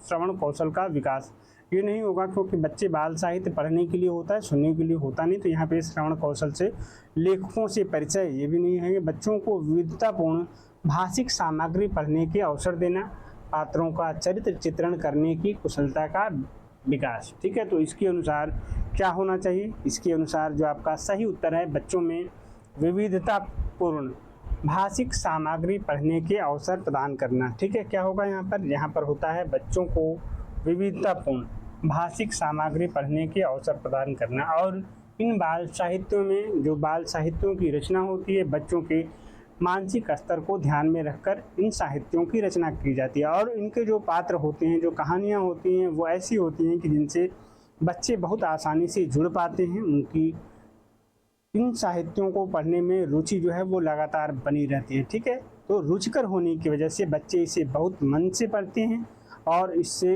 क्या करते हैं, वो बहुत सारी चीज़ों को बहुत आसानी से मनोरंजक तरीके से सीख पाते हैं। ठीक है, तो यहाँ पर क्या होगा, बच्चों को विविधतापूर्ण भाषिक सामग्री पढ़ने के अवसर देना जो है ये इसका सही उत्तर होगा। ठीक,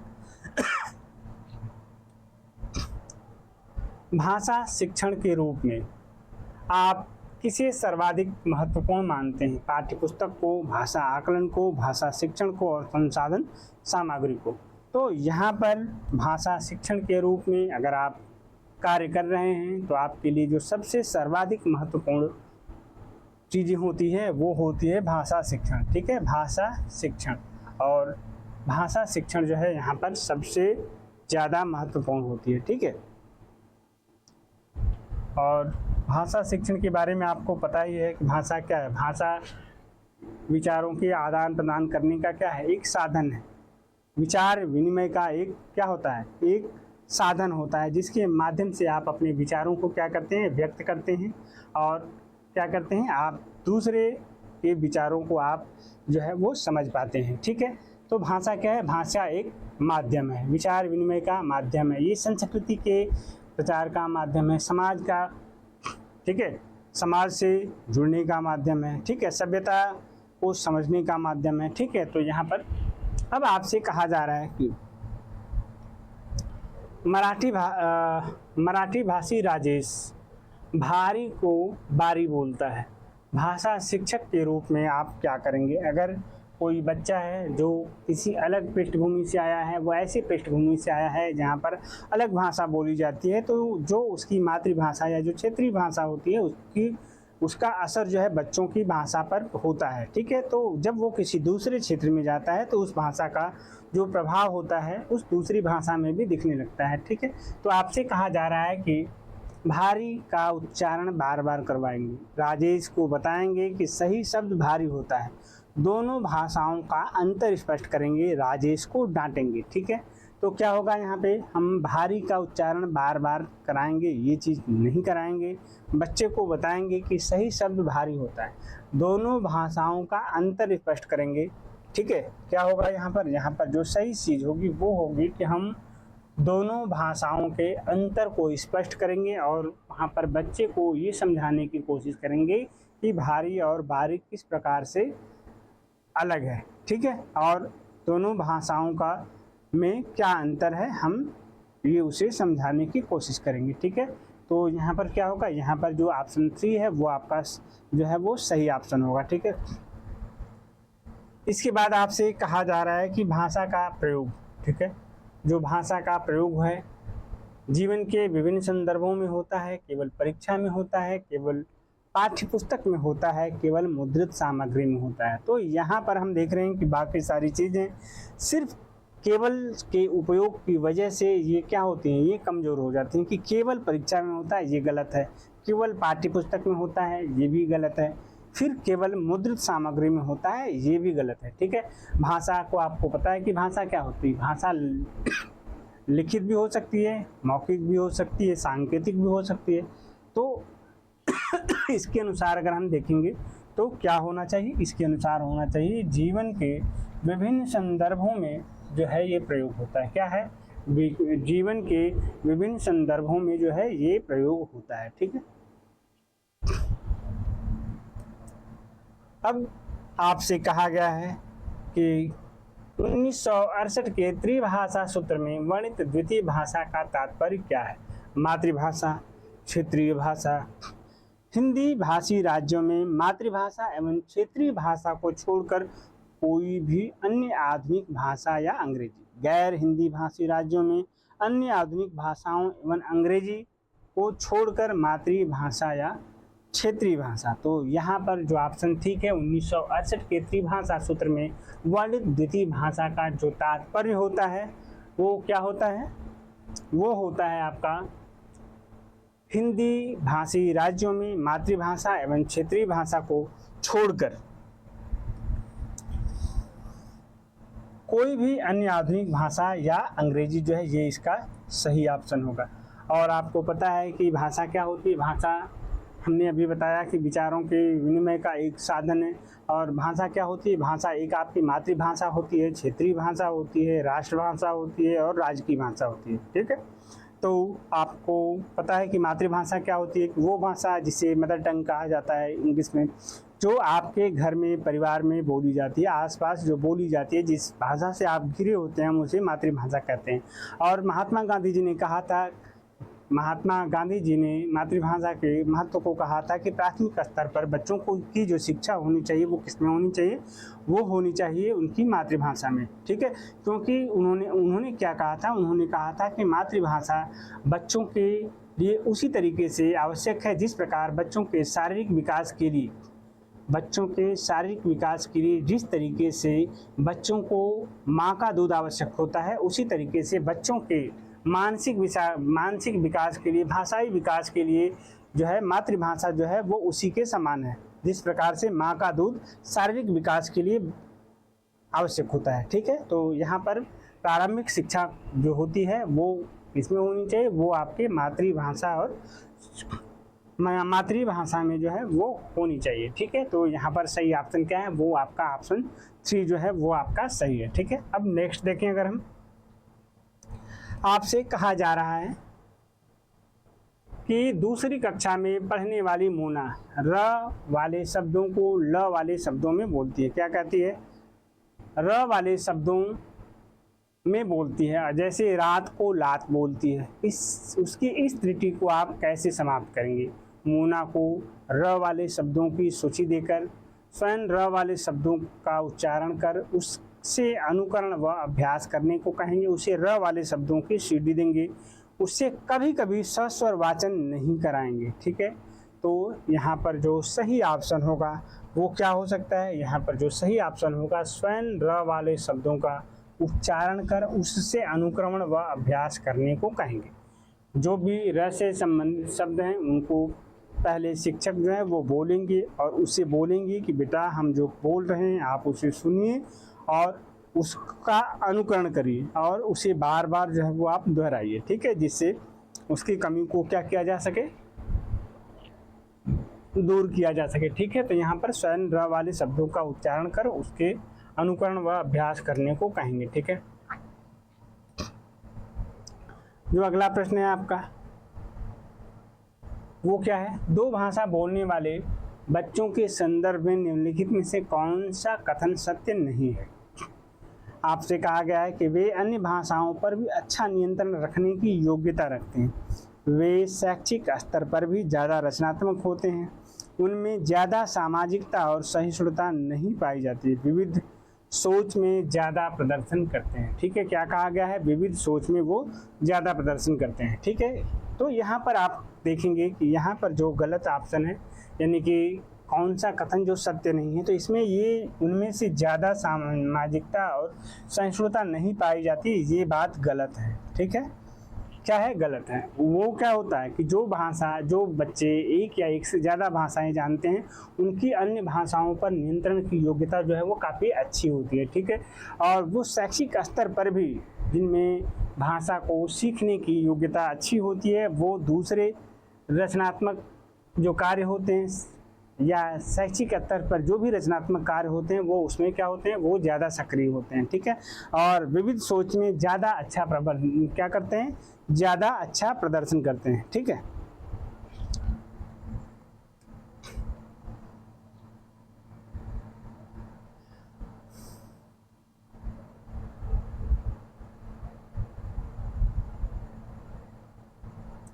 पढ़ने की कुशलता में सर्वाधिक महत्वपूर्ण क्या है? लिपि ज्ञान, तेज गति, अर्थ, शब्द ज्ञान।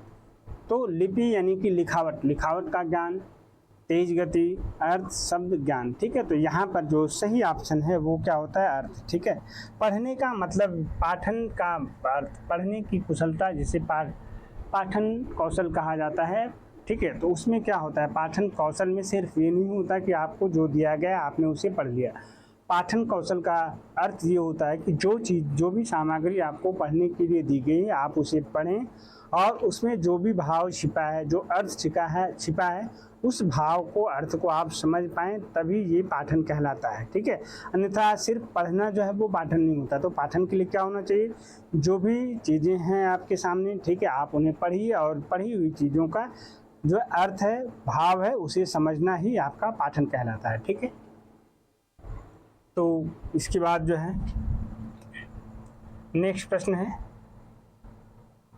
आपसे कहा जा रहा है कि भाषा की पाठ्य सामग्री की, भाषा की जो पाठ्य पुस्तक में से संबंधित पाठ होनी चाहिए, वो कैसे होनी चाहिए? तो वो विज्ञान से संबंधित होना चाहिए, संस्कृति से संबंधित होना चाहिए, साहित्य से संबंधित होना चाहिए, ये सभी। तो इनमें जो भी आपकी पाठ्य पुस्तक है, भाषा की पाठ्य पुस्तक है, उसमें विज्ञान से संबंधित, संस्कृति से संबंधित, साहित्य से, सभी इन सारी चीज़ों से संबंधित जो है प्रश्नों, पाठों का जो है वो समावेश होना चाहिए, जिससे बच्चों को भाषा के साथ साथ विज्ञान, साहित्य और संस्कृति का भी अच्छा ज्ञान प्राप्त हो। ठीक है, तो इसमें आपकी पाठ्य पुस्तक में क्या होना चाहिए, आपकी पाठ्य पुस्तक में विज्ञान, संस्कृति, साहित्य और इन सभी तरह के पाठों का जो है वो समावेश होना चाहिए। ठीक है,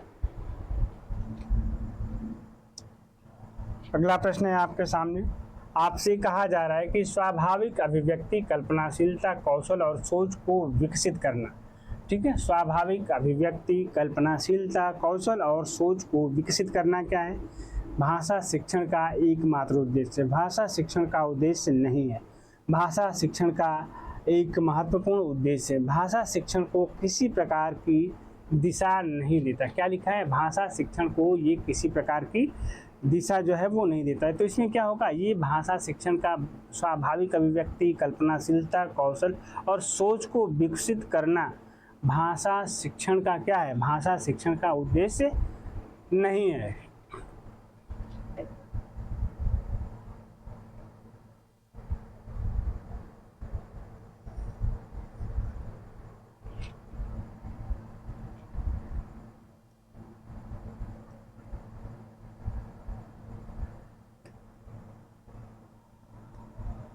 अब आपसे कहा जा रहा है कि निम्नलिखित में से कौन कहानी पढ़ने के बाद विद्यार्थियों में निष्कर्ष निकालने का कौशल विकसित करने की सर्वाधिक उपयुक्त गतिविधि है।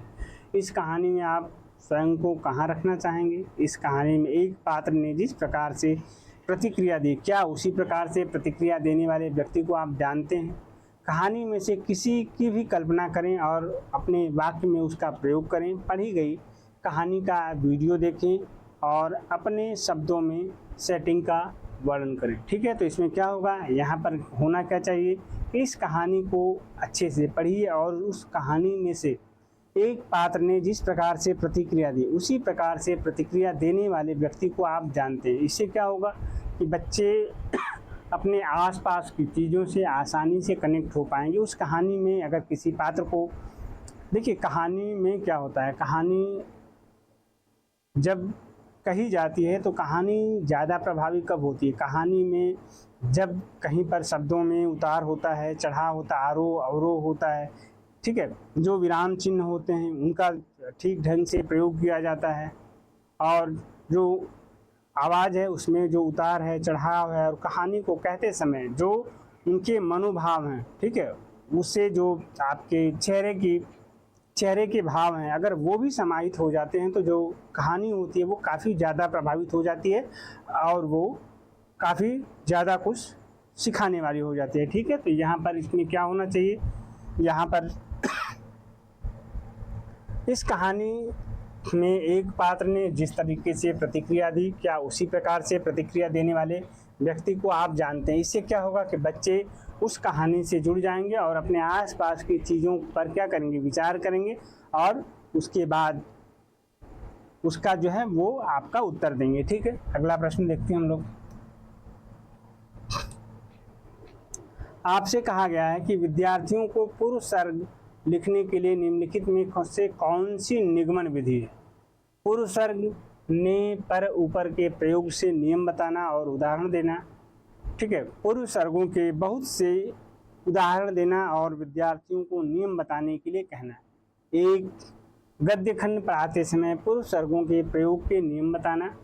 वाक्य देना, विद्यार्थियों को इन शब्दों में उन शब्दों को की पहचान करने के लिए कहना जो संज्ञा, सर्वनाम, क्रिया अथवा विशेषण नहीं है। तो इसमें क्या होगा, यहाँ पर होगा पूर्व सर्ग ने पर ऊपर के प्रयोग के नियम बताना और उदाहरण देना जो है ये आपका क्या होगा, ये सही होगा। जैसा कि यहाँ पर आपका लिखा भी है निगमन विधि। ठीक है, निगमन विधि क्या होता है, निगमन विधि में क्या होता है कि पहले हम इसमें क्या करते हैं, इसमें हम पहले नियम को बताते हैं।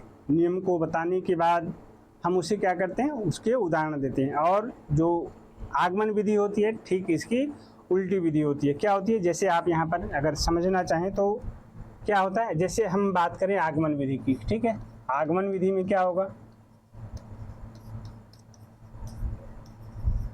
इसमें क्या होता है कि पहले उदाहरण दिया जाता है। इसे आप उदाहरण विधि के रूप में भी उदाहरण दिया जाता है। कई सारे उदाहरणों के माध्यम से क्या करते हैं, हम नियम और सिद्धांतों को बताते हैं। यहाँ पर क्या होता है, यहाँ पर जो विधि होती है ये आपकी सरल से कठिन होती है। क्या होती है, सरल से कठिन की तरफ होती है। और क्या होती है, ये आपकी मूर्त से अमूर्त की तरफ होती है। क्या होती है, मूर्त से अमूर्त की तरफ होती है। और फिर क्या होती है, ये होती है आपकी ठीक है, ये आपकी सामान्य से विशिष्ट की ओर होती है। क्या होती है, सामान्य से विशिष्ट की तरफ जो है ये जाती है। ठीक है, और यहाँ पर जो बच्चे होते हैं उनको उनकी जो कल्पनाशीलता होती है वो उसे कल्पनाशीलता और तार्किक क्षमता का जो है वो विकास होता है। निगमन विधि में क्या होता है, निगमन विधि जो है इसके ठीक उल्टा होती है। ठीक है, निगमन विधि क्या होती है, और आपको ये भी ध्यान रखना है ये कैसी विधि है, ये आपकी वैज्ञानिक विधि है। जबकि निगमन विधि क्या है, ये आपकी वैज्ञानिक विधि नहीं है। क्या है, ये आपकी वैज्ञानिक विधि नहीं है। ठीक है, निगमन विधि। ठीक है, निगमन विधि में क्या होता है, निगमन विधि में पहले नियम बताए जाते हैं। ठीक है, नियम और सिद्धांतों को बता दिया जाता है। ठीक है, और उसके बाद जो है उसके उदाहरण दिए जाते हैं।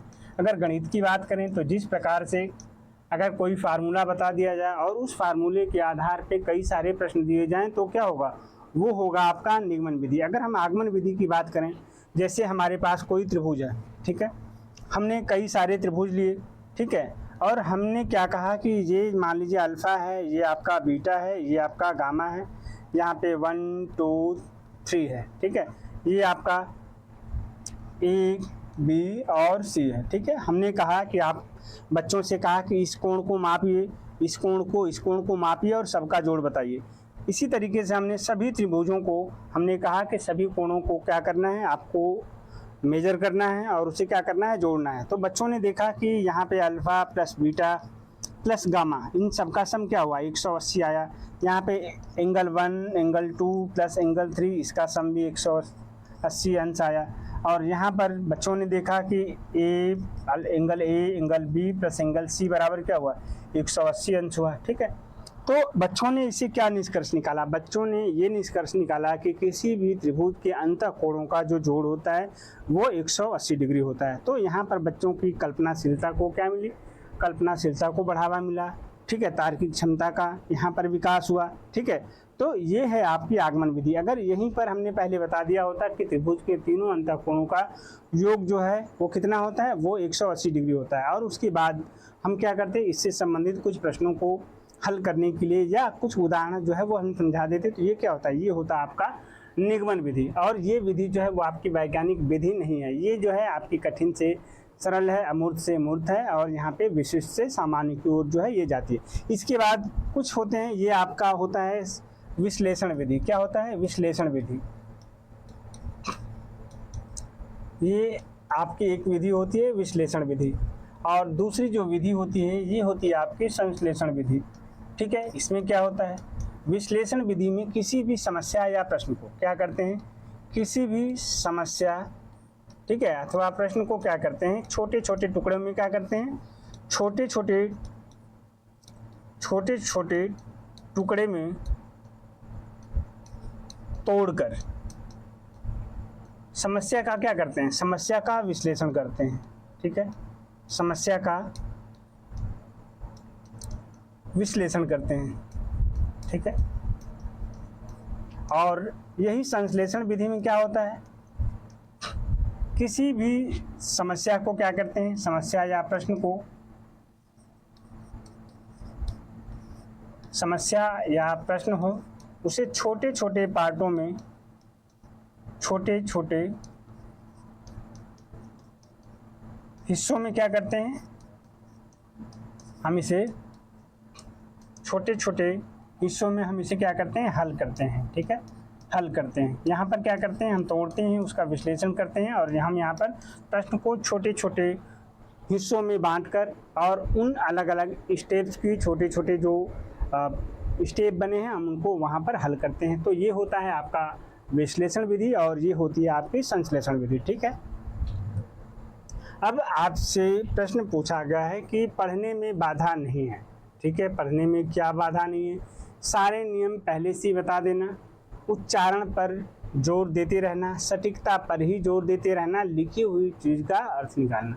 पढ़ने में क्या बाधा नहीं है, तो पढ़ने में बाधा क्या नहीं है, लिखी हुई चीज़ का अर्थ निकालना जो है ये पढ़ने में बाधा नहीं है। क्या है, लिखी हुई चीज़ का अर्थ निकालना, ये पढ़ने में कोई बाधा नहीं है। ठीक है, तो यहाँ पर आपके जो 50 प्रश्न हैं वो आपके कंप्लीट हो गए। ठीक है, और इसके बाद हम लोग कुछ आवश्यक बिंदुओं पर जो है वो चर्चा कर लेते हैं, जिससे संबंधित चीज़ें जो हैं वो आपसे पूछी जाती हैं।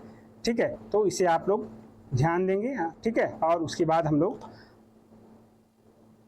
ठीक है, अभी हमने जब भाषा की बात की थी तो हमने क्या कहा था कि भाषा क्या है, विचारों को व्यक्त करने का एक क्या होता है, माध्यम होता है। भाषा कैसी होती है, लिखित होती है, मौखिक होती है और सांकेतिक होती है। ठीक है, और भाषा को जब कहीं पर भी जब शिक्षण की बात होती है तो शिक्षण में कितने लोग होंगे, शिक्षण में आप देखते हैं कि शिक्षण में हमेशा 3 लोग होते हैं। 3 लोगों में कौन होता है, शिक्षण में आपका एक शिक्षक होता है, छात्र होते हैं, और बीच में क्या होती है, बीच में आपका जो पाठ्यक्रम होता है वो होता है। जो प्राचीन समय में शिक्षण होता था, प्राचीन समय में जो सबसे मुख्य बिंदु हुआ करता था वो आपका शिक्षक हुआ करता था। ठीक है, उसमें शिक्षक के मन से सारी चीज़ें चलती थी, चाहे पाठ्यवस्तु हो, चाहे मतलब शिक्षक की सर्वे सर्वा हुआ करता था। लेकिन आजकल की जो शिक्षा है इसमें जो सबसे महत्वपूर्ण स्थान है वो है आपके इसका, वो है आपके छात्र का। ठीक है, यहाँ पर शिक्षण में जो भी सारी चीज़ें होती हैं वो सारी चीज़ें किसे ध्यान में रख के की जाती हैं, वो सारी चीज़ें जो है वो आपके स्टूडेंट को ध्यान में रखकर की जाती हैं। ठीक है, और जो हिंदी शिक्षण होता है, ठीक है, हिंदी शिक्षण का तात्पर्य क्या होता है कि छात्रों को जो भाषा और साहित्य से संबंधित बातों का जो है वो ज्ञान कराना, छात्रों को जो वाक्य रचना है, ठीक है, उसे समझाना। ठीक है, और बच्चों को निबंध, कहानी इत्यादि, नाटक इत्यादि की विधाओं का जो है ज्ञान देना, ये आपका जो है ज्ञानात्मक उद्देश्य होता है। ठीक है, और अभी हम लोगों ने कुछ शिक्षण विधियों के बारे में पढ़ा, तो आज की क्लास में बस इतना ही। ठीक है, अगर ये वीडियो आपको पसंद आया हो तो please like, share and subscribe. Thank you.